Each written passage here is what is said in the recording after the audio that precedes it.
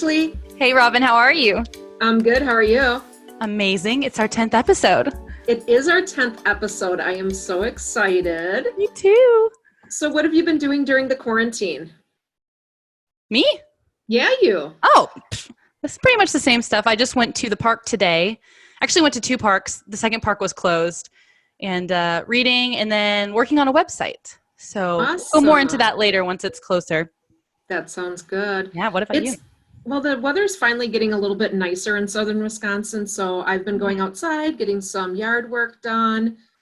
And then at night or in the early morning, some things that I've been doing is just cleaning up around the house. And I have been doing some documentation, as you know, on some of my books. There's two books that I want to get started. Mm-hmm. And most people don't know about it, but one is my adventure with you and I in our podcast series. Mm-hmm. And how I didn't even know about that. Yeah, you did. Remember I told you it was in our folder. Oh, well, it was a I while neglected ago. that. Yeah, it was a while ago. Okay, thanks for listening. And then the second one is that when I started doing some stock trading, I thought it was really interesting, my approach and how somebody with very little money, and by little I mean close to nothing, can get started by trading stocks and options. And so I started documenting that. That's awesome. And it's always a work in progress. Mm-hmm. But what I found really interesting was when I was taking my lunch walk during the quarantine, you and I started talking about books and writing and documentation, which then led us into, we should have an author on our podcast. Yes, we got so excited about this one. We did. And the first person I mentioned was Vanessa Simonet. So Vanessa, welcome to our podcast. Hello, ladies.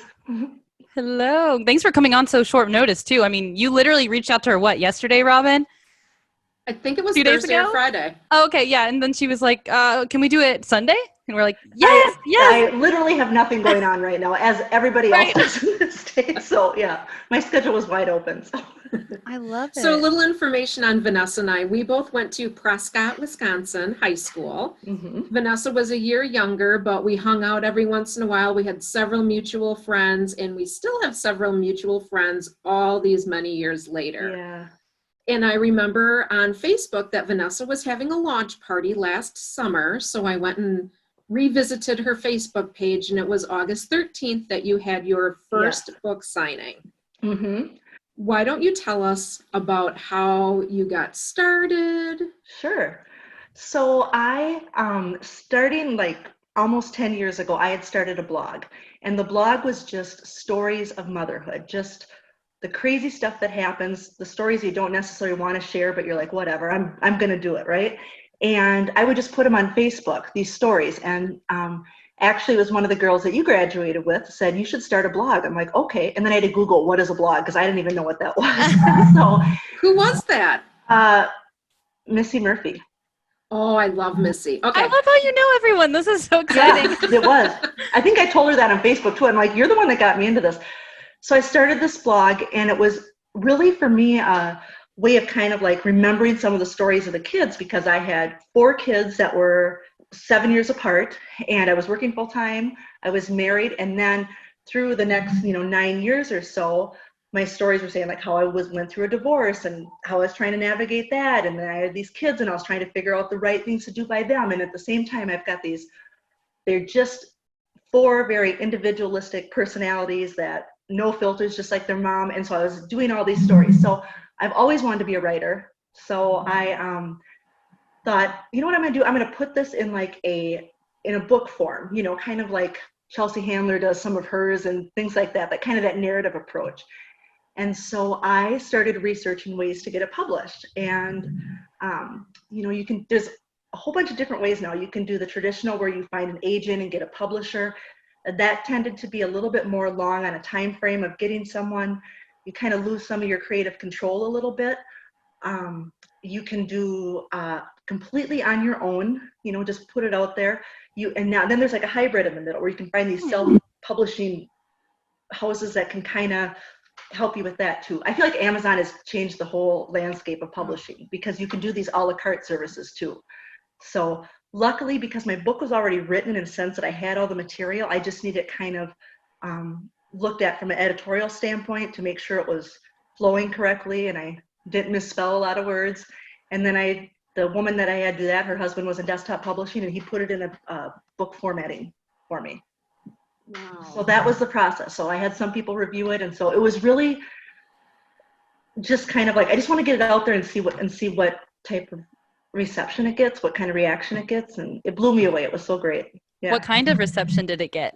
It was, well, at first I thought, okay, so what if just a couple people buy copies, or my mom buys 10 copies and that's it, like that's what I was thinking. Yeah. It was like number one on Amazon, single parenting humor. It was like number one in a lot of their categories for weeks. No way. It was really great. And so then friends of mine own a winery in River Falls. So I just said, would you guys want to do a book signing? And they said, yeah. I said, okay, great. And I planned it, and that really took off. And I remember like the day of, and I was like, oh my God, there's like almost 200 people that RSVP'd to this event. And I thought that morning, I was like, okay, I was getting all jittery, and I thought, Vanessa, you can be excited or you can be nervous. Like you can go either way with this. And I just decided I'm going to be excited. And then the whole day was one of the coolest things ever. It's funny that you say that, because I was just listening to a TED Talk the other day, and they said that excitement and nervousness are sister emotions because they both inflict the same physiological responses. Wow. And so they said that sometimes if you're nervous, you can trick yourself into being excited because your brain really can't tell the difference. So it's funny that you chose that. Yeah. Welcome to my TED Talk. No, I know. No. But it was, writing the book itself, when I had to decide which part to put in there, I decided that because when first someone said you should write a blog, I started researching blogs, and a lot of them were about parents and their stories. And I thought, oh, wow, these parents are really good, like by the book parents, all granola, all vegan. I was like, I'm not that mom. Like the stories that I share are going to be like, a lot more like where probably a lot of people won't always share, but I have no problem sharing stories. That's one of my favorite things to do, is being with someone that tells good stories and hearing good stories. Yeah. So when I wrote the book and I was trying to figure out which stories to include, I had to make a decision to not just pick the stories that put me in a favorable light. Because I thought, if I'm going to be authentic to this, and I'm going to tell women what it was like to be single and try to date and have 4 kids and feel like, your life is going off the rails, that I had to be really true to it. So I put stuff in there that, probably made my parents blush on a few of them, but whatever. So that was, and I mean, these people were coming up to me. I had teachers from the schools coming up to me. And I mean, these women were just like, thank you for talking about this. And one woman just goes, I had a baby in a hallway. I was like, that's awesome. They were just sharing all of this stuff with me. So I think as women, when we kind of open ourselves up and like share our flaws, I feel like we learn a lot more. There's a lot more acceptance. I don't know why people feel they have to kind of hide that stuff.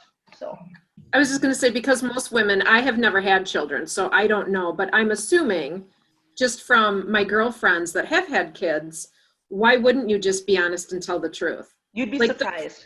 The three of us, we don't have filters. So yeah.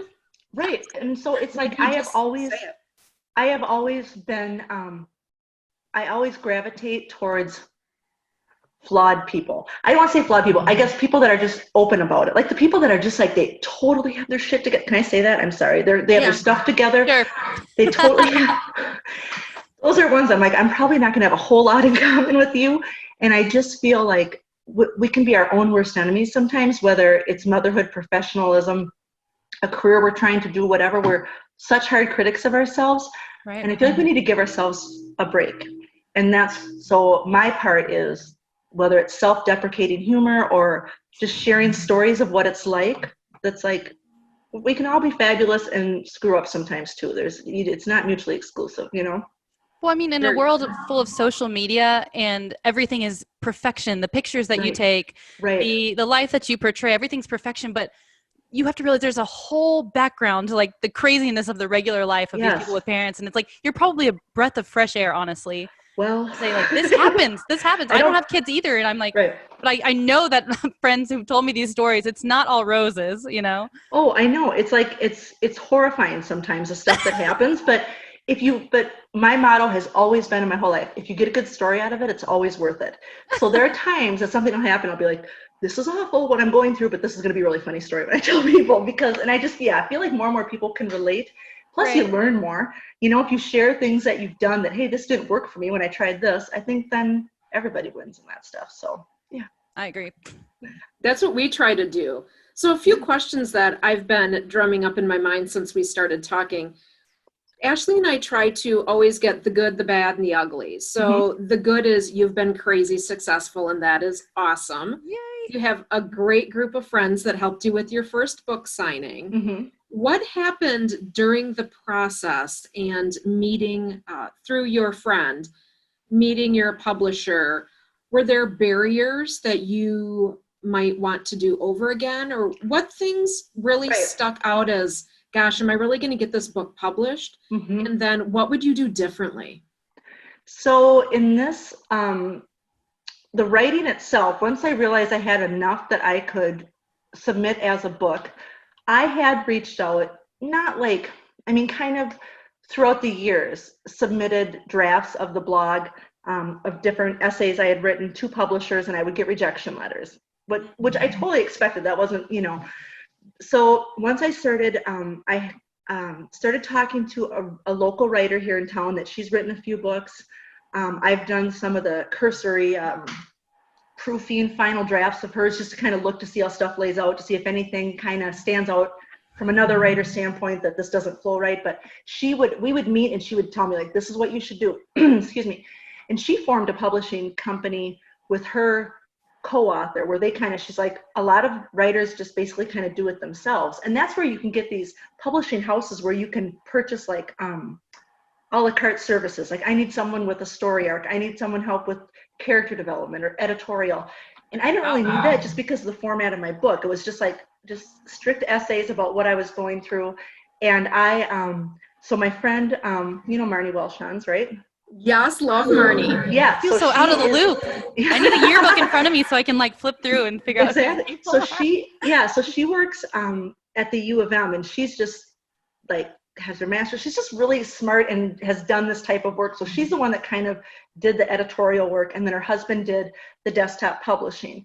And so for me, because they were doing this for me, I was just kind of at the mercy of their timeline when they could get to it, because they have their own family, so it wasn't like they have a business. They were just doing this for me as a favor.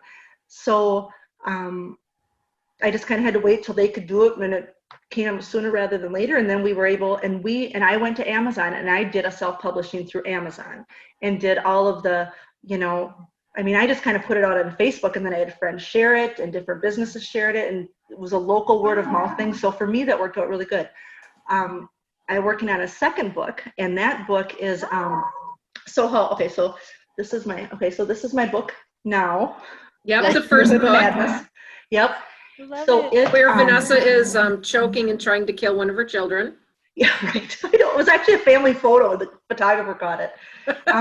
So that book is 10 years post-divorce, stories of kind of single motherhood, a little bit of dating in there. This next book is all the stories of the dating, trying to figure that out in your 40s, going, what is happening? And I don't spare any details when I go into stories like that. So that's my next book. So, but that's also kind of more of a first person, kind of like a narrative, I'm telling these stories.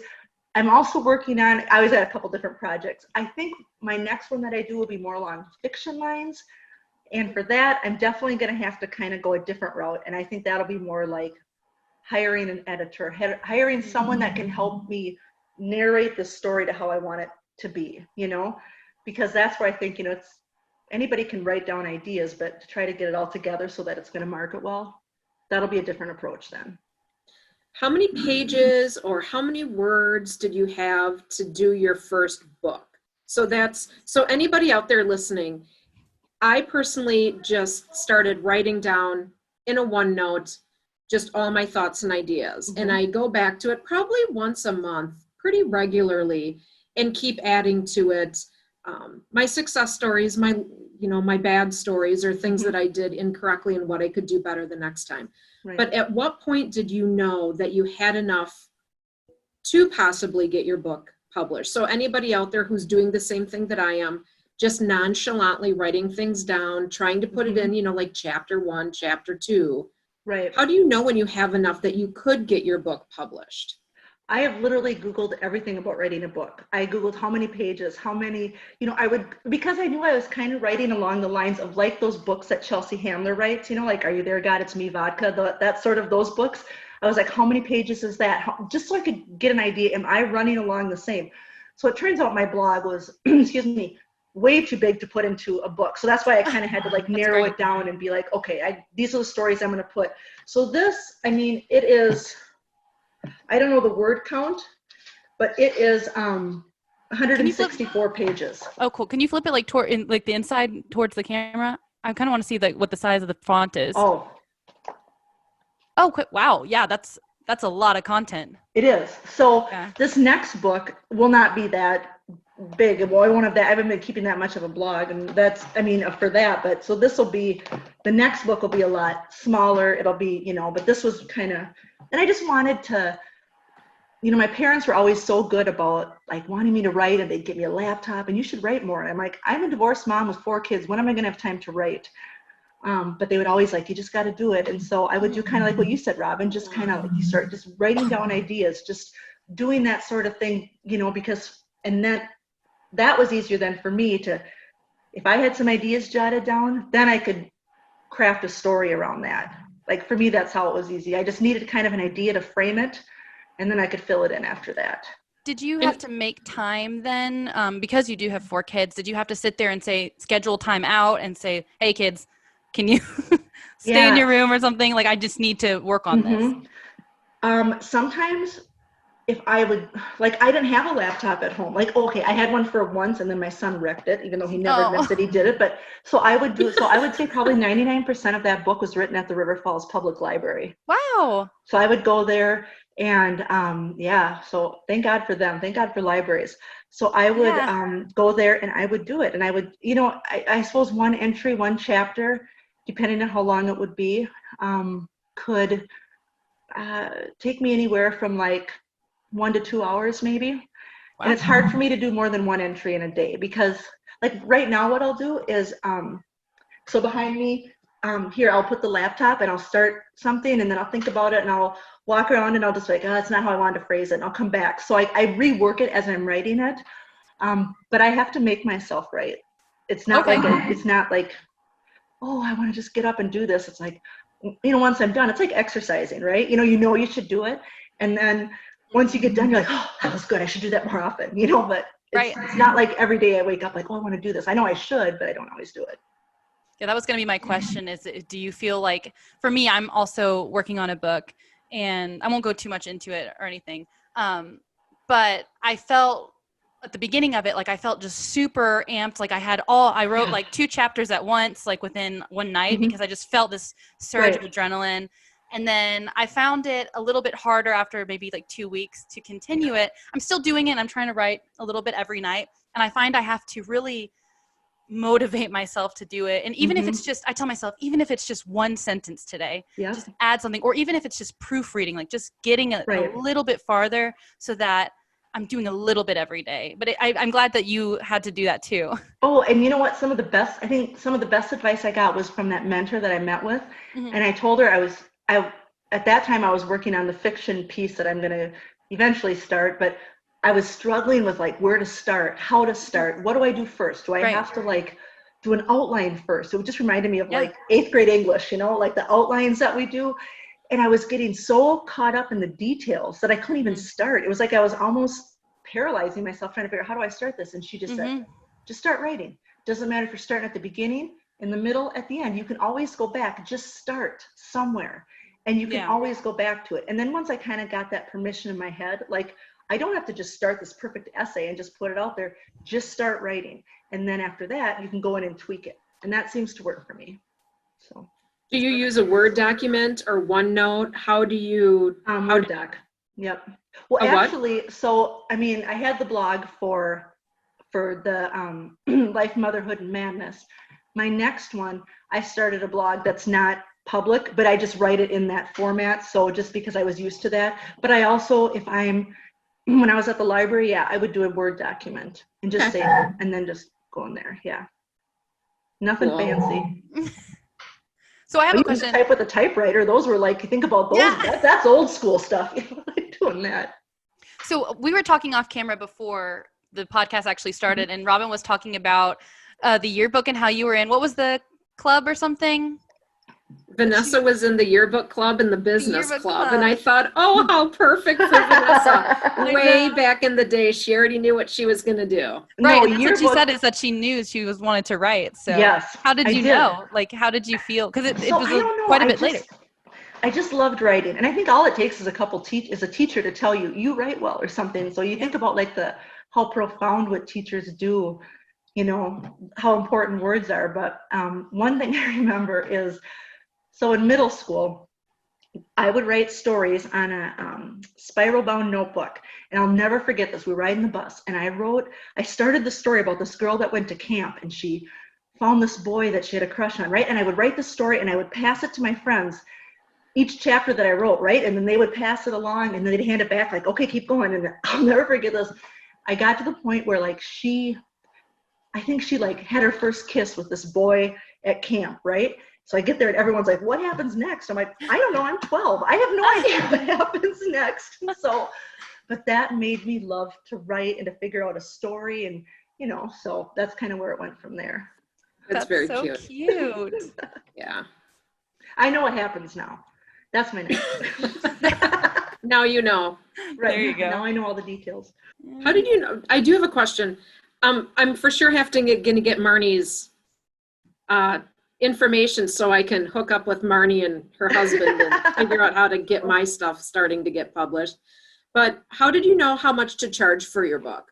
So when Marnie and her husband were done editing or in getting it ready to go to the publisher, which is Amazon, right? Yep. So it's, I think it's KDP, Kindle Direct Publishing is what Amazon's arm that does. And what's really nice is on that, if you go into there, they have an entire community forum where you can ask questions, stuff like, how do I get paid? Who do I hire for this? Whatever. People can ask these questions, and it was like so much great information. So one of the reasons too why I really like the idea of self-publication is you can determine your own price. You know, you can kind of decide. And so for me, this book is $9.95, and I think they said if I would have gone direct, if I would have had like a publishing house, I would have gotten maybe $1 per book. But with Amazon, when you self-publish it, then I get $3 a copy per book that I sell. So there was no rhyme or reason of what I would sell it for. You know, I kind of like asked my friends, I'm like, what would you pay for a book? I thought, what for myself, like, what would I pay for a book? You know, if I don't really know this, I mean, I didn't want to make it really expensive, and I wanted to make sure it was worth my time to put it together, you know, but so $10 seemed good for me. So I think that's a very good price, honestly. I think so, yeah. Yeah. Do you market it all on Amazon? I know they have the ability to, but do you feel like you need to, or do you think the word of mouth has worked for you? I didn't market that at all. I don't know if that was even a service. I mean, I just went into that so blind. I was like, okay, good. I didn't even think about like, when I'm doing my next one, I know a lot of different ways that I'll market it, different things that I'll do. But it was a really nice process. And I think for somebody that just wants to get some content out there and kind of get their feet wet, I think Amazon is a great way to do it. And what I want to do is, you guys were talking about CrimeCon earlier. Yes. There's a writers conference that comes to Minneapolis every year. I think this year, due to the coronavirus, they postponed it or canceled it, but there are writers or there are agents there that will meet with you, and you can bring in sample work. And so what I want to do is when it comes around next time, hopefully I'll have 2 books I can bring them and go, because what a lot of writers do now is they'll kind of self-publish and they'll kind of get their own following, and you can bring that to an agent and be like, I already have a base. This is why you should invest in me. So that's kind of the way I'm going to go, I think. That was what I was going to ask, is like, if you can go in and you actually have physical copies and say, I've sold this much, these are my followers. Exactly. You can really make a case for yourself, and then it just grows exponentially because they have the resources behind it to push it. Rather than asking someone to take a chance on you when you've never published anything, you've never written anything. You know, so just stuff like this is great to do, like podcasts and going, you know, anything like that. anytime you can get the word out, there's such a different medium than there used to be. So yeah, I think it's great. So I appreciate you guys having me on here though. That's been amazing. Thank you. Yeah.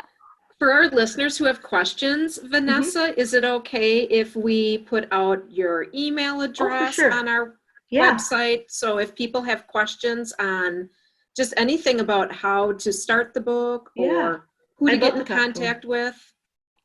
That would be great. I would love that. Awesome. Anything else you want to tell our listeners that you think would be very helpful for first-time people who want to just write during this quarantine time and then eventually get it published? Yeah, I think kind of what you had touched on about just kind of like starting like your thoughts and all that. Just write things down, because I did that too. You know, I would like put a couple ideas about stories. So when I got stuck about thinking, or what's the next thing going to be about, I'd be like, oh yeah, that thing right there. You know, I could write there.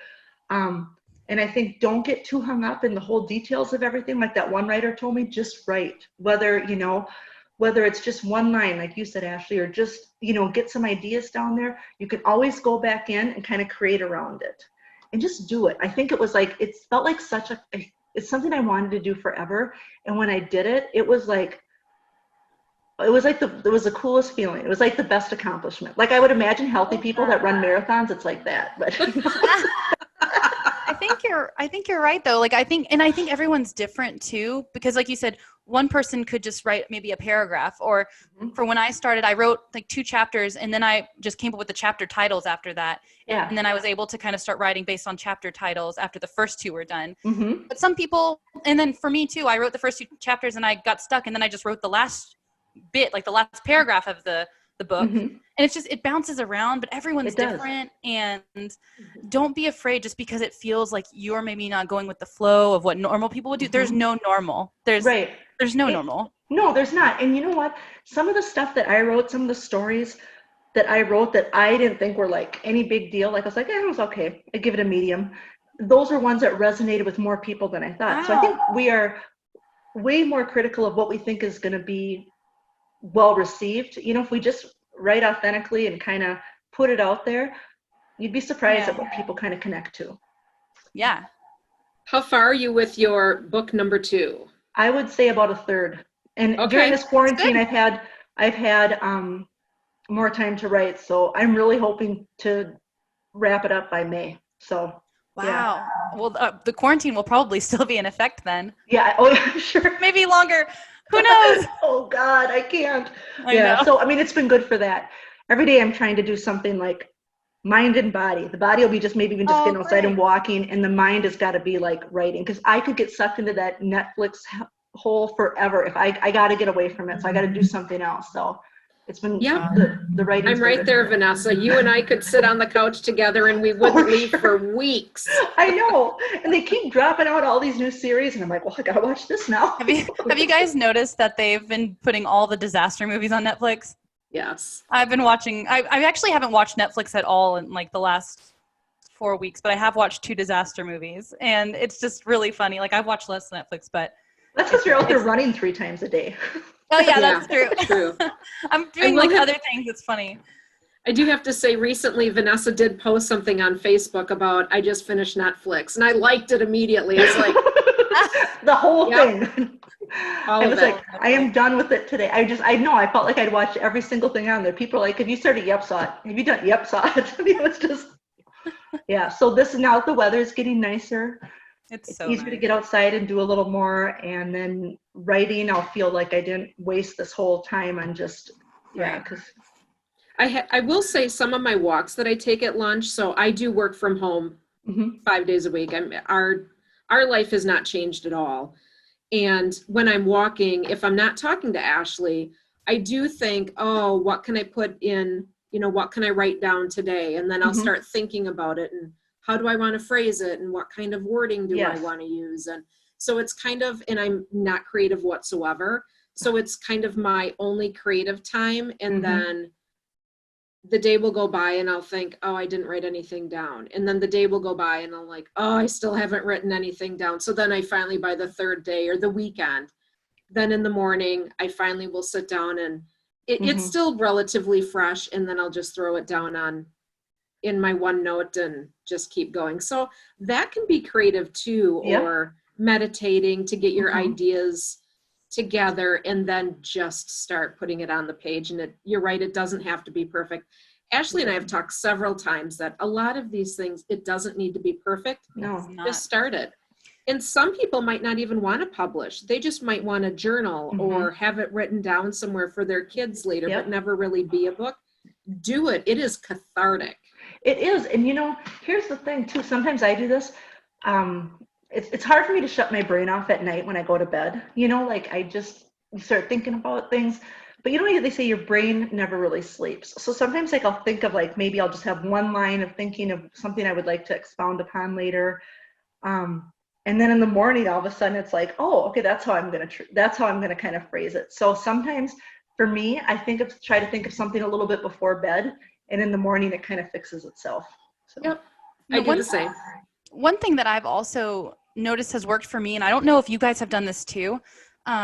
Sometimes I don't feel like typing for some reason. It feels slow to me, especially if I'm on a roll. And so what I do is I pull up my phone and get the voice memo. And I find that sometimes just talking into your phone, stream of consciousness, exactly what you're feeling at that moment, it allows me, especially if you have an idea and you're like, oh, I really want to word it that way, but you don't want to write it down. You can stream of consciousness, talk into your phone, and it has really helped me when I go back and I can type on it, and it allows me to expound. But it's really good at getting a quick thought that goes into your head. I don't know if you guys have done that either. I haven't done that. I do know that. So as you can tell by my quarantine roots here, and so I have had acrylic nails off and on for probably 15, 20 years, right? Long nails. And I text with them, I type with them. So now I don't have these nails, and it took forever to figure out how to type and text. I had the hardest time. So these have been I was thinking, gosh, that word thing would have been really helpful 2 weeks ago when I was typing like this, trying to figure out how to do my, write some stories. But yeah. Sometimes I just don't feel like that. Your fourth book will be how Vanessa lost her nails. Jesus, I know, and her mind. Yeah. How far are you in your book, Robin? Sorry, I didn't mean to interrupt. No, that's okay. I was going to say, that's a great idea, Ashley. I didn't even think about doing the voice to my phone as a, a little note just when I'm out and about or on a walk that I can do that. So thank you for that. I will definitely use that. Let's see. So our podcast book is, I would say 5%. So pretty much nothing. But that's just getting, though. That's better. It is something, right? Yeah, getting it down. Don't discount your accomplishments. 5% is that's good. That's 5% better than a bunch of people. So true. You're doing great. And then the stock trading book, I would say probably 10%. I probably won't finish that that'll probably be a 5-year book. Okay. From beginning to where I feel like I actually have an idea what I'm doing. Well, stock trading takes time to learn, and they say that it takes years. It's like getting a degree. You can't be great at it immediately. So, you're going to be learning about your trials, the things that you want to work on, and all of that comes with just experience, and you can't experience it in just a few months. That's very true. So that's awesome. Okay, so 5 years. We're going to be with each other forever, but I'm going to hold you to that now. So you said it in front of all of the listeners, and they will hold it against you too.